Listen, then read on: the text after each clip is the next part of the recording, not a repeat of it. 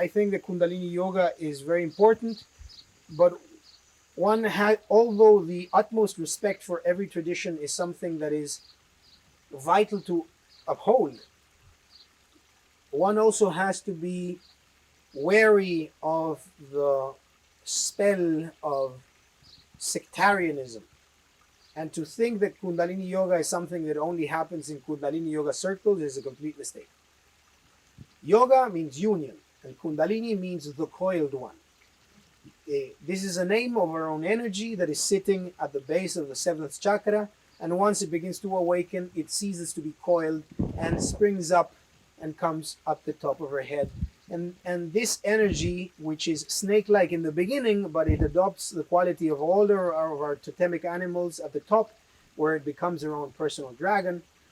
This energy is the vital energy that each of us have. It is the pulse of nature breathing us right now. To learn how to control it is fundamental, because as long as we are at odds with our own energy, we will suffer and have disease. Once we have synchronized ourselves with our own energy, then we can speak that one has awakened his dragon, as is my own particular idiosyncrasy in which I say it. But of course, we can also say that that person is a Kundalini yogi if one has techniques in which to maintain this connection. But it is also important to understand that Kundalini awakening is not something that exists exclusively in India, and it's not something that happens exclusively to Kundalini yogis. Kundalini awakening is just the violent arising and awakening of your energy that if it is not trained under the careful eye of a tutor, whether it be a shaman, a guru, a rinpoche, a heyoka, it doesn't matter. But if someone cannot help us traverse through the dangerous waters of Kundalini awakening, we are doomed. So I am less interested in giving information or even knowledge from my own experience about Kundalini yoga.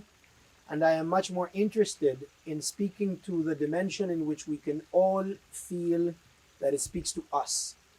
So instead of speaking about chakras in a way, and of course speaking in Sanskrit and stuff like that, and having people needing to go and study whatever I said, I prefer to speak to the real dimension of all of us, and speak that we have to come to train our dragon.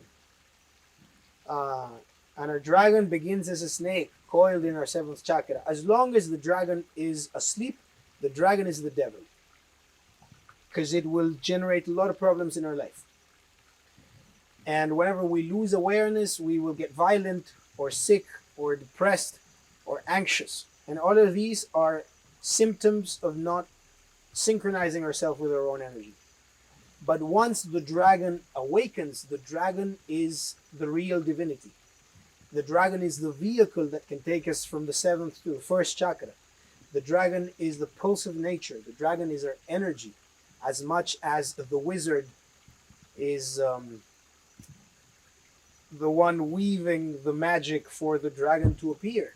And it is both as true that the dragon is the pet of the wizard invoked by the wizard's magic, as to say that the dragon is the one that teaches the wizard how to invoke itself.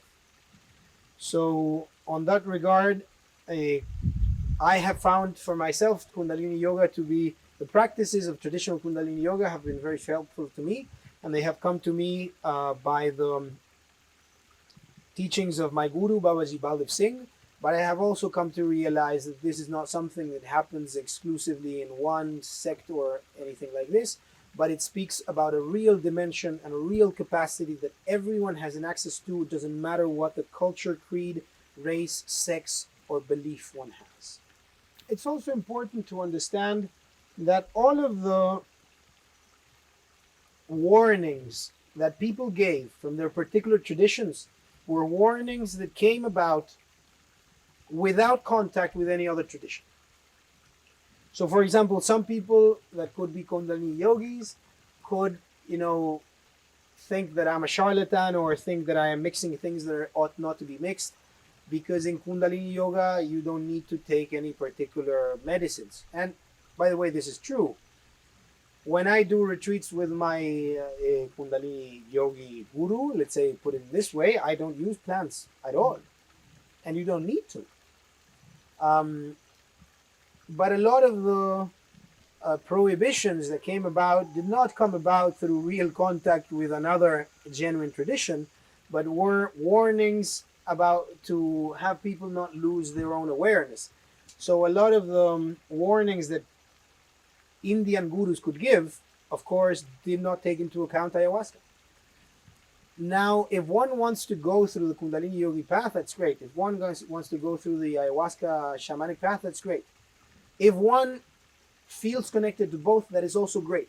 But it is important to derive some level of realization before beginning to mix things. This is very important. If we have only derived a small understanding from Kundalini Yoga and we go to ayahuasca and then derive small understanding from it and then we try to mix, we will only generate problems. It's not even that I want to mix things, it's that I see how these two traditions work in analogous ways.